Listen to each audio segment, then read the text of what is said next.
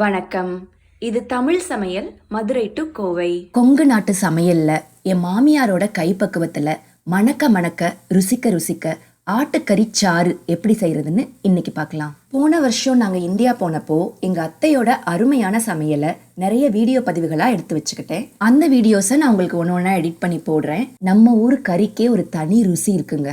அந்த கறியில இந்த கறிச்சாறு செஞ்சு சாப்பிட்றப்போ அவ்வளோ சுவையா இருக்கும். வாங்க இப்போ வீடியோக்குள்ள போலாம். இன்னைக்கு கோயம்புத்தூர் ஸ்பெஷல் தண்ணிச்சாறு வறுத்தரைச்ச கறி குழம்பு வைக்க போறோம். அதுக்கு தேவையான பொருட்கள் இங்க இருக்கு. இன்னைக்கு எங்க அத்தை வைக்க போறாங்க, நான் வீடியோ எடுக்க போறேன். கறி எவ்வளோன்றது 3/4 கிலோ கறி, மல்லி ஒரு 2 டேபிள் ஸ்பூனு, வரமிளகா ஒரு 5-6 அவங்க காரத்துக்கு ஏற்ற மாதிரி, 1 டீஸ்பூன் மிளகு, 1 டீஸ்பூன் சீரகம். இது சின்ன வெங்காயம் தானே? இது தாளிக்கிறதுக்கு இதுவுமே இந்த வெங்காயம் இந்த தேங்காய்லாம் வறுக்கிறதுக்கு. நீங்க ஏதோ ஒரு வித்தியாசம் சொன்னீங்கல்ல, இந்த வெங்காயத்துக்கும் இந்த வெங்காயத்துக்கும்? இல்லை ரெண்டும் சின்ன வெங்காயம் தான். இது கொஞ்சம் பெரிய சைஸ், அது சின்ன சைஸ். நாட்டு வெங்காயம், அது நாட்டு வெங்காயம் போட்டு அரைச்சாதான் குழம்பு நல்லா இருக்கும். அரைக்கிறதுக்கு ரொம்ப சின்ன நாட்டு வெங்காயம் எடுத்துக்கலாம். இதுவும் சின்ன வெங்காயம் தான், கொஞ்சம் பெரிய சைஸ். இது தாளிக்கிறதுக்கு வெங்காயம் இது எவ்வளவு, ஒரு 10 வெங்காயம் இருக்குமா? இருக்கும். ஒரே தக்காளி தான். ஒரே தக்காளி. தாளிக்கிறதுக்கு கொஞ்சமா சோம்பு, பட்டை, கிராம்பு, கருவேப்பிலை, அப்புறம் இஞ்சி பூண்டு பேஸ்ட் போட்டுக்கணும். தேங்காய் ஒரு 1/2 கப்புக்கும் ஜாஸ்தியாவே இருக்கும். 3/4 கப்பு தேங்காய் இருக்கும். இது என்ன நீங்க தனியா வச்சிருக்கீங்க? பட்டை, கிராம்பு, சோம்பு அது வறுக்கிறோம்ல, வெங்காயம் வதக்கும் போது அதுலயும் கொஞ்சம் போடணும், தாளிக்கும் போதும் கொஞ்சம் போடணும், இது வதக்கும் போதும் கொஞ்சம் போடணும். சரி. இது என்ன எண்ணெய்ங்க? கடலை எண்ணெய், செக்கில் அரைச்ச கடலை எண்ணெய் நம்மளுக்கு. அடுத்தது தாளிக்கிறது, எண்ணெய் காஞ்ச உடனே இந்த பட்டை, கிராம்பு, சோம்பு 3 போட்டுடலாம்.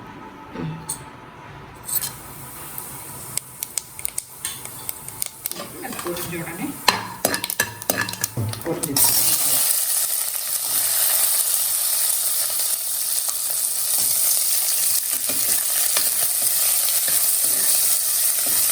கருவேப்பிலை இப்போ போட மாட்டேங்கிறா?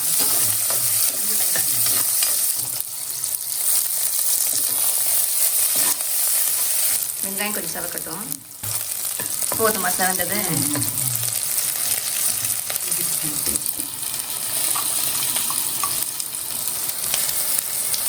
ஒரு டேபிள் ஸ்பூன் இருக்கும். இதுக்கு பதிலாக நம்ம இஞ்சியும் பூண்டு ஃப்ரெஷ்ஷாக கூட போட்டுக்கலாம். ஆனால் ஃப்ரெஷ்ஷாக போடணும், இப்போ போடக்கூடாது. இப்போ போடக்கூடாது. அந்த வெங்காயம் வதக்கி அரைக்கும் போது அதுக்குள்ளே போட்டுக்கணும். இப்போ பேஸ்ட்டாக போட்டால் இப்போ கறி வேகும் போது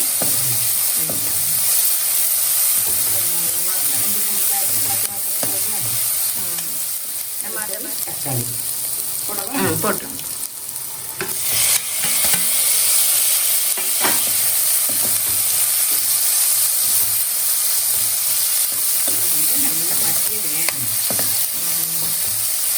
வெங்காயம் தான் ஜாஸ்தி போடுறோம். ஆமாம், தக்காளி ஒன்று போட்டாலே போதும். பொதுவாக கிராமத்துக்கு தக்காளி எல்லாம் போட மாட்டாங்க. தக்காளியும் போடாமல் அப்புறம் எப்படி கிரேவி வரும்? வெங்காயம் தான் நிறைய அரைப்பாங்க. வெங்காயமும் தேங்காயும் சேர்ந்து தான் கிரேவி. ஆமாம் ஆமாம். தக்காளி எல்லாம் நம்ம ஊரில் போட மாட்டாங்க. தக்காளி இப்போ நம்மளாம் டவுனுக்கு வந்து போயிடலாம். வேகட்டும். தக்காளி வணங்கிடுச்சு. இது நம்ம குழம்பு பொடி. ஆமாம், 1 டீஸ்பூன் போடுறோம். இது கொஞ்சம் காரம், நம்ம குழம்பு பொடி காரம். இந்த குழம்பு பொடியில் என்னெல்லாம் இருக்குது? ஜீரகம், மிளகு, கொத்தமல்லி, வரமிளகா, மஞ்சள், கருவேப்பிலை. அவ்வளோதான். நம்ம பருப்பெல்லாம் போட மாட்டோம். பருப்பெல்லாம் நம்ம போட்டு அரைக்கிறது இல்லை. இந்த குழம்பு பொடி ரெசிபி நம்ம வெப்சைட்டில் இருக்குது. நான் கீழே டிஸ்கிரிப்ஷனில் லிங்க் தர்றேன். கொழுப்பெல்லாம் தனியாக எடுத்து வச்சிடலாம். கறி போடுறது முன்னாடி. இது என்ன கொழுப்புங்க? சுட்டு கொழுப்பு மாதிரி தான் இருக்குது. நல்ல கொழுப்பும் இருக்குது. சுத்த கொழுப்பு நல்லதுன்னு சொல்லுவீங்கல்ல? ஆமாம், சுட்டு கொழுப்பு நல்லதுதான். எதுக்கு நல்லது? இந்த வயிற்று கடுப்பெல்லாம் பிடிக்கும்ல, அதுக்கு நம்ம ஊர்லலாம் சொத்து கொழுப்பு வாங்கி வறுத்து கொடுப்பாங்க, குழம்பு வச்சு கொடுப்பாங்க குழந்தைகள். வயிற்று கடுப்பும் பொம்பளை சூடு பிடிக்குதுன்னு சொல்லுவோம்ல, அப்படி இருக்கும்போது அவ்வளோதான். கொழுப்பு இருக்கட்டும். இந்த கொழுப்பு எடுத்துட்டு கறி மட்டும் போட்டுருவோம். கொழுப்பை முதலையே போட்டால் என்னங்க ஆகும்? கொழுப்பு முதல்லையே போட்டோம்னா உருகி எல்லாம் எண்ணெயாக வந்துடும். அது கறி வேக வச்சு எடுத்துட்டு இந்த குழம்புக்கு அரைச்சி ஊற்றுவோம்ல. இப்போ இந்த குக்கர் மூடுறதுக்கே போட மாட்டீங்க? குக்கர் ரொம்ப கூட அது வெந்து அப்படியே எண்ணெய் விட்டு உருகி போயிடும். இந்த கறியில என்ன கறி எல்லாம் இருக்கு சேர்ந்துருக்கு? நெஞ்சு கறி, தொடக்கறி, ஈரல், கொழுப்பு. கொழுப்பு நம்ம எடுத்து வச்சுட்டோம்.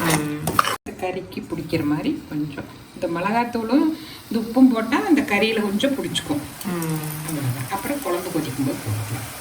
இதை மட்டும் போட்டு நல்லா ஒரு 10 நிமிஷம் விசில் வந்து நான் வந்து 10 நிமிஷம் விடுவேன் வேகிறதுக்கு. ஒரு நிமிஷம் வணக்கினா போதும். போதும். இதுக்கு தண்ணி ஊற்றி வேக வச்சிடலாம். ஊற்றி அளவெல்லாம் இல்லை, சும்மா கறி. ஆமாம், கறி முழுகிற அளவுக்கு. ஏன்னா கறி 10 நிமிஷம் வரும்போது கிட்டத்தட்ட 10 நிமிஷம் வேகும்போது தண்ணி வத்தியக்கூடாது. பார்த்தியா? விட்டட்டம் முடியலாமா? முடியலாம்.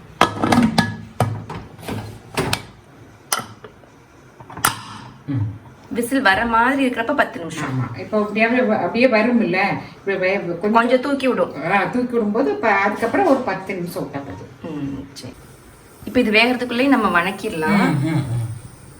முதல்ல கொஞ்சமா இதுவும் கடலெண்ணெய் தான். கடலெண்ணெய் தான். கொஞ்சமா ஊற்றிக்கணும். ஊற்றிட்டு அந்த மிளகாய் எடுத்து வைக்கணும். முதல்ல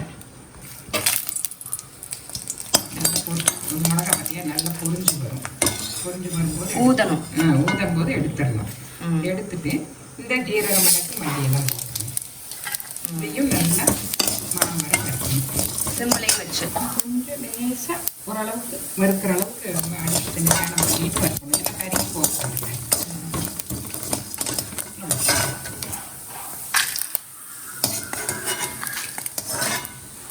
எண்ணெய் ஊற்றி வெங்காயம் போட்டுக்கணும். மெதுவாக போட்டாங்க.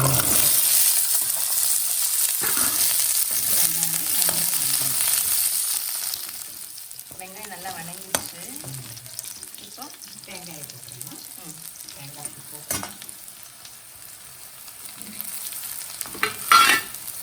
கொஞ்சம் தேங்காய் வாசனை வரும். தேங்காய் கொஞ்சம் செவக்கணும். அப்படியே வரும், மணக்கும். தேங்காய் கொஞ்சம் வறுவிடும் போது ஒரு வாசனை வரும்ல, அது வரைக்கும். இதில் மஞ்சள் தூள் போடணும். மஞ்சள் கறி வேக வைக்கிறப்ப போடல நம்ம. அங்கே மரமல்லி போடாமல் இருந்தோம்னா இப்போ மல்லித்தூளும் போட்டுருக்கோம். மல்லித்தூளும் போடுவோம்.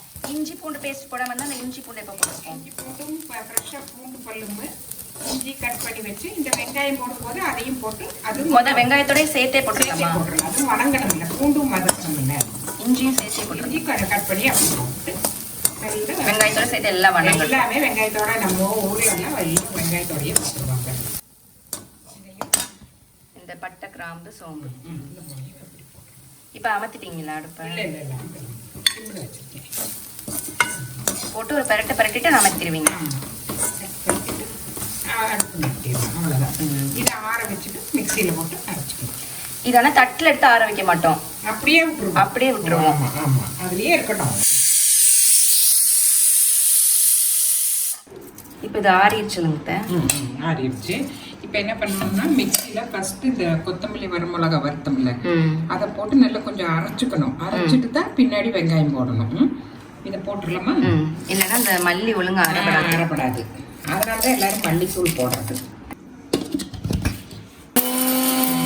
இப்படி பவுடர் மாதிரி ஆயிடுச்சு, முக்கால்வாசி ஆயிடுச்சு. அது கூட போட்டு அரைக்கும் போது இன்னும் நைஸ் ஆயிடும். இப்போ ஆயெல்லாம் ஆனால் இதை வந்து அம்மியில் அரைச்சிருவாங்களா? ஆட்டுக்கல்ல இதை முதல்ல நல்லா போட்டு நைஸாக அரைச்சிட்டு வெங்காயத்தையும் போட்டு ஆட்டங்கல்ல ஆட்டிடுவாங்க. எல்லாம் அவங்க ஒன்றாவே போட்டு கூட ஆட்டங்கல்ல போட்டு நைஸாக அரைச்சிடுவாங்க. அது இன்னும் டேஸ்ட்டாக இருக்கும் கல்லில் போட்டு அரைக்கிறது. நல்லா சாந்து மாதிரி அரைச்சிடுவாங்க. இதை வந்து மறுபடியும் போட்டு கொஞ்சம் தண்ணி ஊற்றி அரைச்சிக்கணும். முதல் தண்ணி ஊற்றாமல் அரைச்சிடணும். ஆமாம், முதல் தண்ணி ஊற்றாமல் அரைக்கணும். இந்த பொடி வாசனை பார்த்தியா எப்படி வருது? ஊற்றி அரைச்சி எடுத்துக்கலாம். அந்த வடை சட்டி வாசத்தையும் சேர்த்து தண்ணி ஊற்றி கலச்சி இல்லை இத்தனை இருக்குல்ல, இது ஏன் வேஸ்ட் ஆகும்? நல்லா எண்ணெயெல்லாம் எடுத்துருவாங்க. இந்த தண்ணியை ஊற்றி அரைச்சிக்கலாம். இதில் இப்போ தண்ணி ஊற்றிடலாம். தண்ணி கொஞ்சம் கொஞ்சமாக ஊற்றணும், நிறைய ஊற்றக்கூடாது. இல்லை ஃபுல்லாக ஊற்றிக்கலாம். இது கம்மியாக தான் இருக்குது தண்ணி.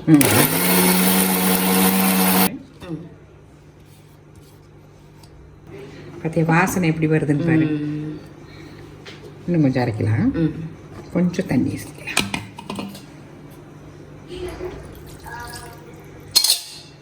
இன்னும் ஒரு அரைச்சோம்னா நைஸ் ஆகிடும். எப்படி சாந்து மாதிரி ஆயிடுச்சு. திப்பையா இருக்கக்கூடாது. திப்பையா இருக்காது, சாந்தாவே ஆகிப்போச்சு பாரு. நல்லா நைஸாகவே அரைச்சிடலாம். இந்த இப்போ எப்படி இருக்குது. நீ ஒன்றும் அரைக்க தேவை. நல்லா இருக்காது. நெருன்னு அரைக்கக்கூடாது. அது வறுக்கிறதுனால அந்த கொத்தமல்லி பொடியாயிரும். கொஞ்சம் மேலே போட்டுட்டு அப்புறம் அரைக்கணும்ல.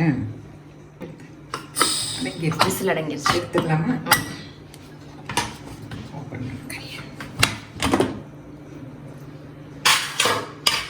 நம்ம ஊர் கறி நல்ல மணக்குது. நல்லா இப்போ இந்த அளவுக்கு தண்ணி இருக்கணும். வெந்துருச்சா? அடுப்பத்தை வச்சிடலாம். அங்க யூஎஸ்ல வாங்குற கறியில இப்படி மனமே வராது. இங்க நம்ம வெங்கடாபுரம் கறி நல்ல ஸ்பெஷல். கொதிக்க ஆரம்பிக்கும்ல, அது குழம்பையும் கூட்டி வச்சிட வேண்டியதுதான். கொதிச்சதுக்கு அப்புறம் தேங்காய் ஊற்றிக்கலாம். கொதிக்க ஆரம்பிச்சிச்சு. முதல் கொழுப்பையும் போட்டுட்டு இதையும் எல்லாம் கலக்கி ஊற்றி வச்சு கொதிக்க வச்சிட வேண்டியது குழம்பு. கொழுப்பு போட்டுடலாம்.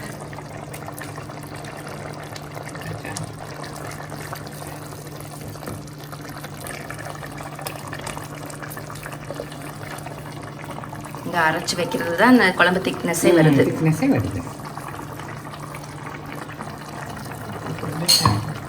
குழம்பு எவ்வளோ ரொம்ப தண்ணியாகவும் இருக்கக்கூடாது. அதே சமயம் தண்ணி குழம்புங்கிறது தண்ணியாக தான் இருக்கும். ஆனால் கொண்டு வர ரொம்ப தண்ணியாக இல்லாமல் ரொம்ப. ஆமாம். ஆனால் நம்ம சாப்ஸ் வைக்கிற அளவுக்கு கெட்டியாக இருக்காது. கெட்டியாக இருக்குது. நம்ம பார்த்து தண்ணி நிதானமாக ஊற்றிக்கணும். நமக்கு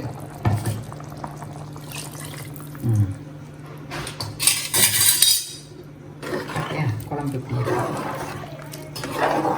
இன்னும் கூட தண்ணி ஊற்றணும். ஏன்னா கொதிக்கணும்ல, நல்லா கொதிச்சு அந்த வாசனை எல்லாம் போகும். சாதா கறி குழம்புக்கு நம்ம இவ்வளோ தண்ணி ஊற்ற மாட்டோம். இந்த தண்ணி சாருக்கு இன்னும் கொஞ்சம் தண்ணி நல்லா ஊற்றுறோம். இன்னும் கூட கொஞ்சம் ஊற்றணும். எப்படி இருக்குன்னு பார்த்துக்கணும். இது நல்லா கொதிச்சு வரும்போது இதுக்கு உப்பு போடணும்.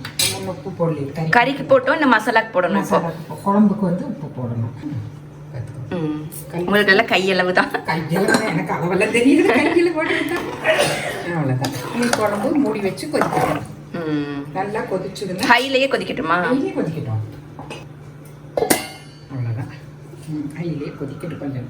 அதுவும் ஒரு 10 நிமிஷத்துல கொதிச்சிடும். 10 நிமிஷம் நல்லா ஹை ஃப்ளேம்லேயே கொதிச்சிருச்சு இல்லைங்க? நல்லா ஹை ஃப்ளேமில் கொதிச்சதுனால பாடங்க வறுத்தது தானே, அதனால வாசனை கரெக்டி திறந்தோடனே நல்லா மணக்குது. அவ்வளோதான். இதுக்கு மேலே திக்காக்கக்கூடாது குழம்பு. இதுதான் இட்லி தொட்டுக்கிறதுக்கு நல்லா. இது குழம்புக்கும் ஊற்றி சாப்பாடுக்கும் வச்சுக்கலாம். இட்லிக்கும் சாப்பிடலாம். ஆனால் ரொம்ப நல்லா இருக்கிறது வந்து இட்லிக்கு. ஆமாம், இட்லிக்கு ரொம்ப டேஸ்ட்டாக இருக்கும். நல்லா இருக்கும். நம்ம ஊர்லலாம் எல்லாம் சாப்பாட்டுக்கு இதுதான். இப்போ கொத்தமல்லி தலை போட்டேன். கொத்தமல்லி தலை போட்டு ஒரு நிமிஷம் கொதிக்கிட்டு ஆஃப் பண்ணிட வேண்டியது. அவ்வளோதான், குழம்பு ஆயிடுச்சு. நீ வேஸ்ட்டாக கொதிச்ச தண்ணி சுண்டிடும். கரையும் வெந்திருக்குது, கரெக்டாக போச்சு. அவ்வளோதான், ஆஃப் பண்ணிடுவான். ஆயஸ் கொடுப்பாங்கன்னு சொன்னீங்களா? காய்ச்சல் வந்து முடிஞ்சா உடம்பு தேடுறதுக்கு இதுதான் பண்ணி கொடுக்கும். காய்ச்சல் மட்டும் இல்லை, சர்ஜரி எல்லாம் பண்ணாலும் இந்த குழம்பு தான். பிள்ளை பெற்றவங்களுக்கு என்ன சர்ஜரினாலும் என்ன கொஞ்சம் காரம் கம்மியாக போடுவாங்க. மிளகு காரமாகவே வச்சுக்குவாங்க. மிளகாயை கம்மி பண்ணிட்டு.